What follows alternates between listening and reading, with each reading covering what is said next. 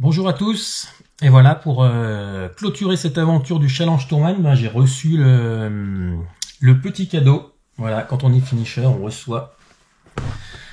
Et voilà, il y a le journal de bord à éditer et puis certainement d'autres petites choses vu que c'est un peu plus gros. Je ne me rappelle même plus ce qu'il y a, mais et voilà, on va aller découvrir ça. Voilà.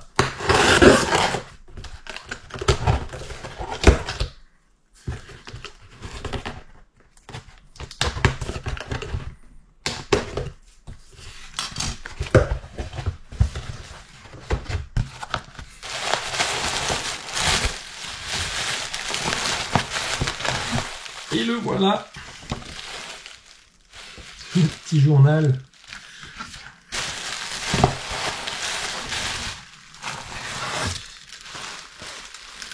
Et on a aussi un petit porte-bidon.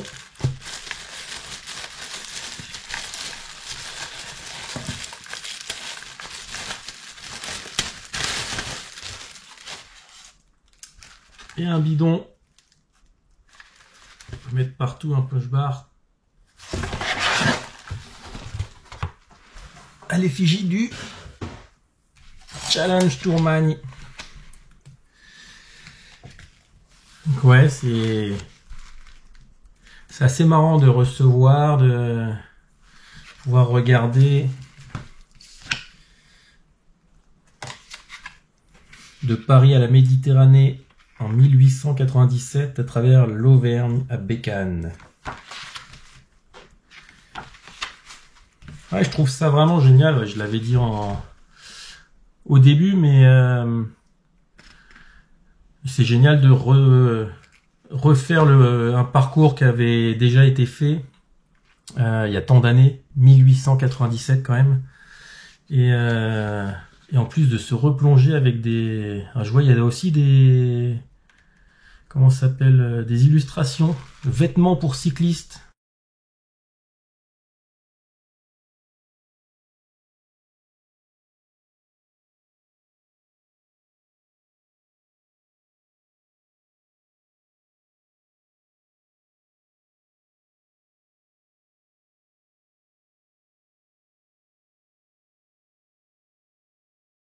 Regarder ce livre et se remémorer de ses propres de sa propre aventure et de la relier à celle de ces deux personnes. Alors ça devait être bien plus compliqué à cette époque-là, il devait y avoir bien moins de villes croisées, de gens rencontrés, de routes aussi. Ah ouais, là on voit là, ils sont sur un chemin. Ils ont dessiné des lapins, ouais. Deuxième étape de Melun à Châtillon-sur-Loire, lundi 30 août. Ah, on l'a fait presque... Ah, je savais pas à quelle date ils étaient partis. Tiens, j'aurais pu partir à la même date. Ça aurait été rigolo. Donc ouais, c'est génial de pouvoir feuilleter ça. Ah oui, ils sont partis le samedi 28 août 1897. Ils sont arrivés le mardi 7 septembre 1897. J'ai du mal à dire 1800 quand même, tellement ça fait loin. Donc voilà, il y a tout leur petit récit. Merci à Zéphal pour ça, je trouve ça génial. Et puis ouais, moi mon aventure elle a été compliquée. C'est vrai que quand j'ai eu cette toute première crevaison, je me suis vraiment posé la question d'arrêter parce que je pense que j'étais à 10-12 km de la maison et je me suis dit que c'était peut-être pas le bon moment. Puis comme je suis parti le week-end du 15 août et que je suis parti ça va être le samedi, du coup il y a le dimanche, le lundi ça risquait d'être fermé, après c'était le 15 août. Donc peu de chance de retrouver quelque chose pour réparer. Donc ouais, je suis arrivé c'était Montargis, hein, si je me trompe pas, mais je suis arrivé à Montargis une demi-heure avant que ça ferme. et si j'arrive pas à ce moment-là, si j'arrive pas à régler le problème à ce moment-là, où j'abandonne à cet endroit où je suis parti essayer de faire tout le trajet avec ce pneu éventré. Ça aurait peut-être tenu, hein. Je sais pas, mais je sais pas quelle décision j'aurais pris si j'étais pas arrivé avant. Et puis c'est vrai que j'ai été hyper bien accueilli parce que arrivé une demi-heure avant leur week-end, le monsieur m'a même dit non mais si t'étais arrivé 5 minutes avant, c'est pas grave, on aurait fermé le magasin, on aurait réparé pour que tu puisses repartir. Donc vraiment merci à eux, ça fait vraiment plaisir. Et ça a pas été simple parce que j'étais vraiment pas préparé, que c'était encore une période qui était compliquée où j'essayais de régler des choses. Il y avait trop de choses compliquées. J'étais en train de négocier la rupture aussi de mon CDI qui devait arriver. Il fallait que je tourne la page de ce truc-là, mais en même temps il y avait beaucoup de démarches, beaucoup de négociations, beaucoup de choses et en même temps ça a été une parenthèse qui m'a aussi fait du bien. Donc c'était vraiment bien de partir. Et, je me souviens aussi que je suis parti avec dans la tête, pour moi c'était 800, donc 850 km j'avais en tête, ou 800. Et comme j'avais pris la trace, en fait elle est livrée ou entière ou par portion là, comme j'ai fait les épisodes. Et comme je les ai pris par portion, je n'ai pas regardé en fait combien que ça faisait en tout. Et dans ma tête j'avais lu que c'était 850 en début d'année ou 800, et j'étais resté sur ça. Et c'est vrai qu'à un moment je me suis posé la question sur la route et j'ai regardé, je me suis dit s'il y a 100 ou 150 km de plus que ce que j'avais prévu en gravel, c'est pareil, c'est pas grand chose, et en même temps ça m'avait foutu un coup au moral. Et voilà, et ce moment aussi où ça va, c'est le moment où ça reva vraiment bien, où j'ai un regain d'énergie de fou, où je me dis mince mais je vais passer la nuit à faire du vélo tellement ça fait du bien. Et que en même temps je me dis non mais il faut que tu t'arrêtes, c'est ridicule, t'es pas dans une course, y a pas de raison de continuer à rouler. Et en même temps moi j'adore rouler de nuit quand il fait pas trop froid, avec les étoiles, toutes les odeurs, les bruits, tout est décuplé parce que la vision elle est moins importante, donc tous les autres sens prennent une importance autre. Et puis pour les odeurs tout remonte parce que il a fait chaud pendant la journée et que l'humidité quand fait ressortir tout ça. Donc j'étais vraiment bien et je me posais la question de continuer. Et je pense que j'aurais continué pendant peut-être pas toute la nuit, mais parce que je me serais forcé à dormir. Mais j'aurais continué par plaisir. Et du coup, comme ça allait bien, je roulais assez vite sur ce chemin-là et il y avait pas a priori, il y avait pas de piège. Et en fait, c'était deux parties en terre et puis avec une partie en herbe au milieu. Et quand je voyais qu'il y avait de plus en plus de cailloux sur mon côté, j'avais l'impression que de l'autre côté c'était moins, il y en avait moins. Je me suis dit allez, passe de l'autre côté et ce sera plus agréable pour continuer. Et en passant, j'avais pas vu que en fait sous l'herbe il y avait un trou et la roue s'est un peu bloquée dessus. Le guidon a tourné et alors du coup ça m'a un peu freiné. Je suis parti un peu sur l'avant, j'ai réussi à rétablir, mais mon genou a tapé sur le guidon parce que le guidon avait beaucoup tourné. Donc j'ai tapé dessus, je suis pas tombé. Et j'ai même continué à rouler, mais tout de suite ça m'a fait très très très très mal. Je me suis même posé la question s'il n'y avait pas quelque chose de grave parce que ça saignait un peu à cause du coup, mais j'avais vraiment très très mal.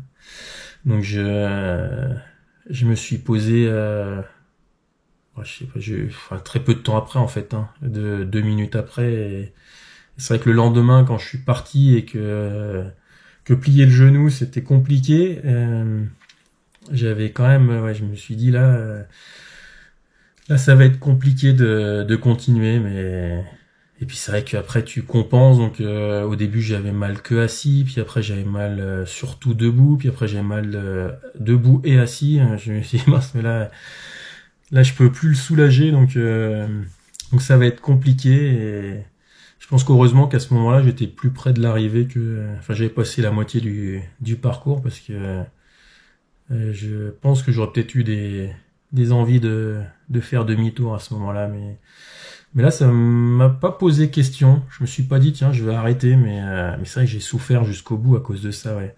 C'est d'ailleurs peut-être pour ça que j'ai été moins vigilant Et en fait, je me suis quand même trompé sur la fin du parcours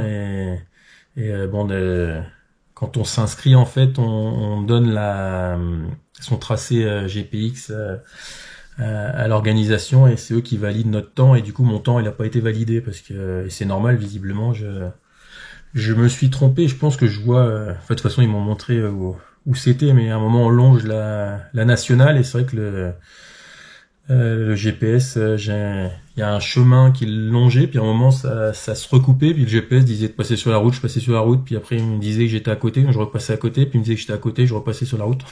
Je comprenais pas et ça j'aurais dû me dire, bah ouais, j'aurais dû m'arrêter, regarder sur le téléphone et j'aurais compris qu'il fallait rester que sur le chemin, mais ouais, je pense que mon GPS il était aussi un peu fatigué, puis moi j'avais un peu trop mal au genou pour me poser des questions. À ce moment-là, il restait très peu de... Finalement, on était quand même dans la redescente vers Nîmes, donc voilà, c'était quand même une belle aventure. C'est vrai que j'avais rien prévu, comme d'habitude.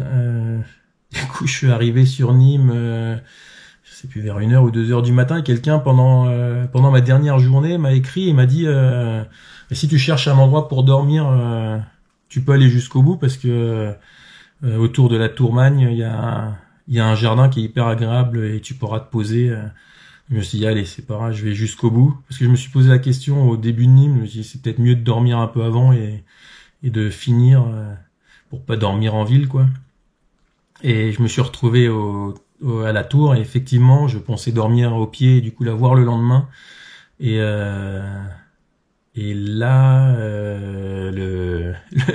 le jardin en fait est fermé la nuit, donc j'ai pas pu. Puis après, ouais, il y a eu tout cet épisode à rechercher un train avec aucun train qui acceptait les vélos sur les, enfin sur les sites. Donc j'ai été à la gare, mais forcément à cette heure-là il y avait personne. Tous les hôtels autour de la gare étaient remplis. Du coup je me suis dit, allez, tu sors de Nîmes et puis tu dors. Et je m'étais posé la question de rentrer jusqu'à chez moi en vélo en fait par la route. Donc j'ai pris la direction de chez moi par la route et je me suis dit, au moins va jusqu'à Lyon et puis à Lyon tu géreras. Même si c'était pas tout à fait sur la route, mais je m'étais dit, Lyon il y aura certainement plus de facilité pour prendre un train pour revenir en région parisienne. Donc c'était pour ça que j'étais parti là-dessus. Et du coup j'ai dormi. Sur cette dernière nuit, mon matelas pneumatique il s'est crevé. Donc je me suis dit, allez, on va pas rentrer en vélo. J'ai repris la route, 7h30, mais les genoux, j'arrive pas, ils ont du mal à tourner. Un des deux côtés, je sais pas, c'est peut-être pas dû. J'ai mon... Oh là là. Ça a l'air d'aller un petit peu mieux là, ça fait 5 minutes que je suis parti. J'arrive sans trop me dandiner, sinon ça marchait pas. Ça fait bizarre, hein.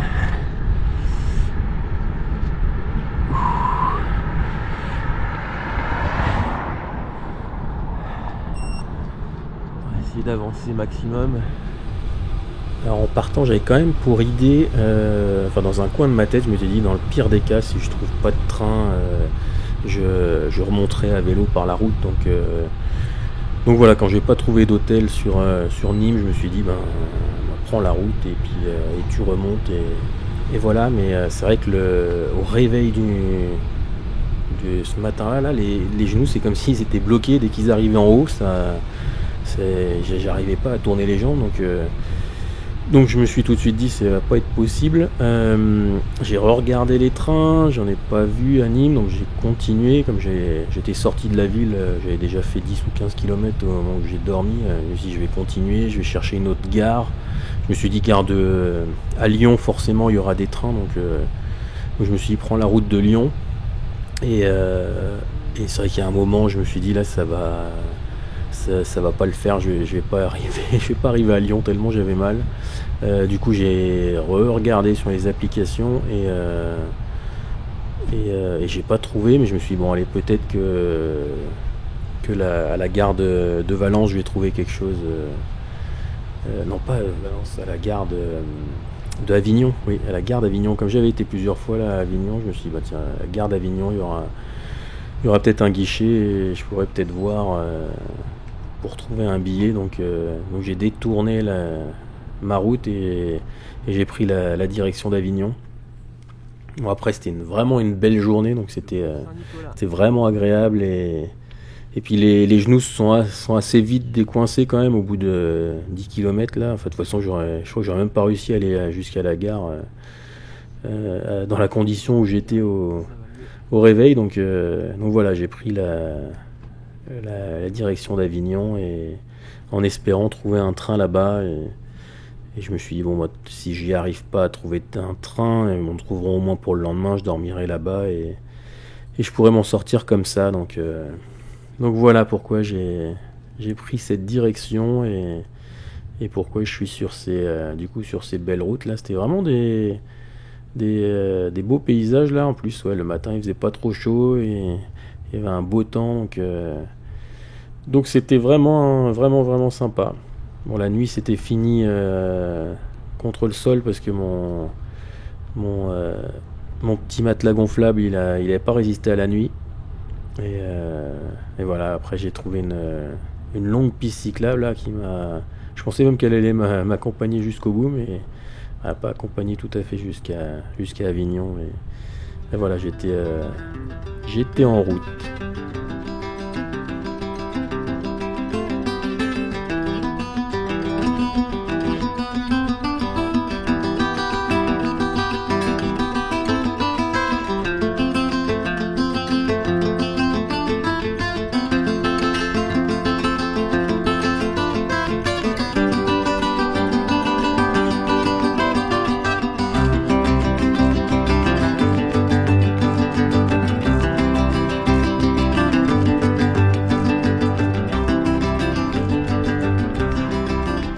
Et voilà l'arrivée enfin sur Avignon. J'avais toujours espoir Enfin, je savais pas trop parce que sur toutes les applications, il m'avait marqué que les vélos étaient pas acceptés. Donc je me suis dit, allez, on va quand même aller faire un tour à la gare. Et du coup, j'ai traversé la ville jusqu'à la gare en espérant trouver une solution là-bas. Bon, finalement, si j'aurais peut-être pu remonter encore plus haut à vélo parce que les genoux ça commençait à aller un peu mieux. Au niveau du choc ça allait mieux que la veille. Et puis le truc au matin là, c'est vraiment quelque chose, ça m'a jamais fait ça et j'ai vraiment pas compris. Si sur je crois qu'il y a sur une Race Cross France, quand j'avais passé l'Iseran à minuit et qu'il avait fait très très froid, j'ai eu des problèmes un peu similaires mais pas autant quoi. Donc c'était peut-être le froid qui avait fait ça, mais pourtant quand je roule en hiver ça me le fait pas. Donc voilà, j'arrive à la gare d'Avignon où je vais pouvoir essayer de trouver un train. En tout cas, j'aurai accès à un guichet et je vais pouvoir essayer de négocier. Ce sera plus simple que de négocier face à un écran.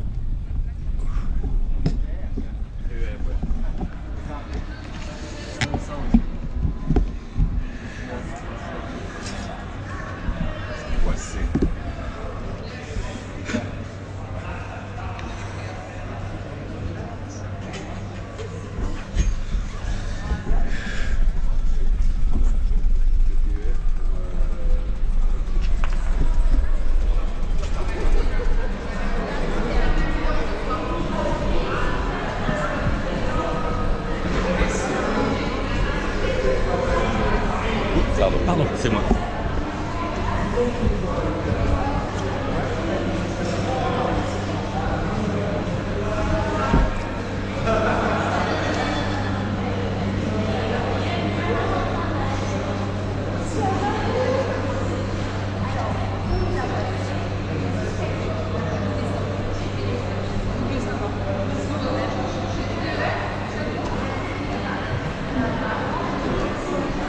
D'abord je check les futurs trains, je me posais la question justement d'ailleurs s'il n'y en avait pas un pour Lyon et après je me débrouillais à Lyon, donc je regardais ce qui était possible et puis je me suis rendu au guichet et le guichet m'a dit si il n'y a pas de souci avec le vélo, par contre il faut l'enregistrer avant de prendre votre billet. Du coup j'ai dû me mettre sur le côté, là j'ai fait l'enregistrement du vélo et je devais revenir après pour prendre le billet. Donc voilà, la solution a été trouvée et je sais pas pourquoi dans l'application ça le proposait pas, mais voilà, J'avais mon billet, donc un billet jusqu'à Lyon et un Lyon-Paris avec le vélo, donc avec un espace. Et d'ailleurs dans le train à Avignon, il y avait des personnes qui étaient là pour organiser tout ça et avec des espaces dédiés pour les vélos et c'était hyper bien géré, donc c'est finalement bien terminé tout ça.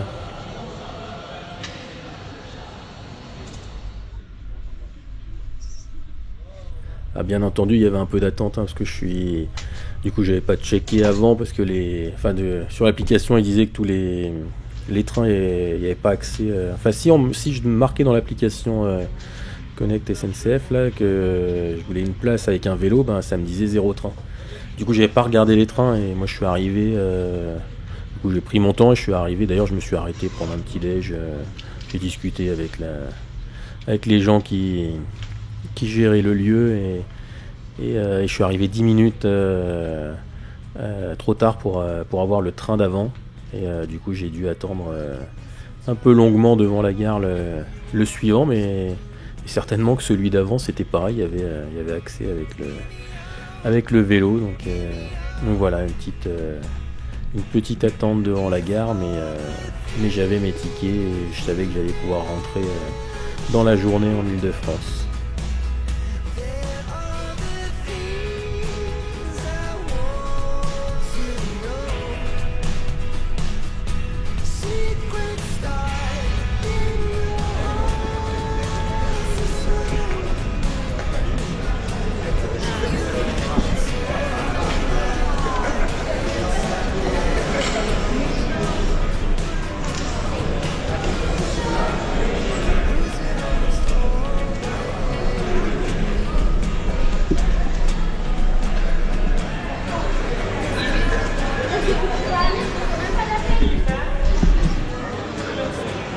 À l'heure du départ du train arrivant, je me suis dit j'allais faire les petites étiquettes là pour être dans les normes. Là, il y avait plein de vélos d'ailleurs qui arrivaient, donc effectivement c'était la bonne gare en tout cas pour accéder au train à vélo. C'est vrai que ouais, quand j'ai vu le nombre de vélos qu'il y avait et comment ça s'appelle, les personnels à l'intérieur là qui aidaient pour organiser le vélo là, comme c'est vrai que c'est le week-end du 15 août et puis que ça va être c'est sur du Eurovélo, donc le monsieur disait quoi, il y en avait beaucoup pendant l'été et que eux, ils étaient là tout l'été, donc après il y avait plus besoin. Par contre il y a toujours besoin d'enregistrer le vélo, ça je le savais pas, et d'ailleurs c'est pas sur le site de la SNCF, c'était sur un autre site et c'était pour eux que eux soient au courant de ça pour qu'ils puissent gérer le flux de vélos. D'ailleurs il y avait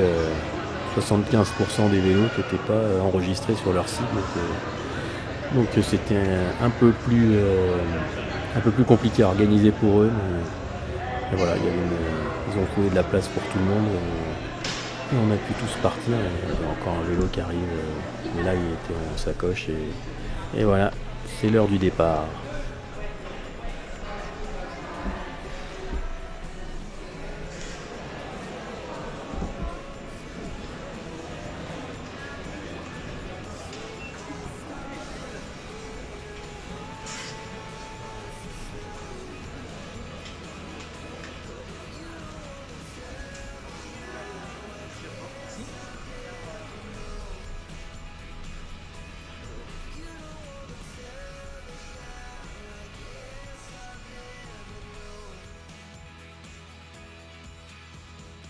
C'était une belle aventure et je suis bien content de l'avoir fait, ouais, pour ce petit livre. Je pense que vraiment, je vais le regarder avec, peut-être même régulièrement et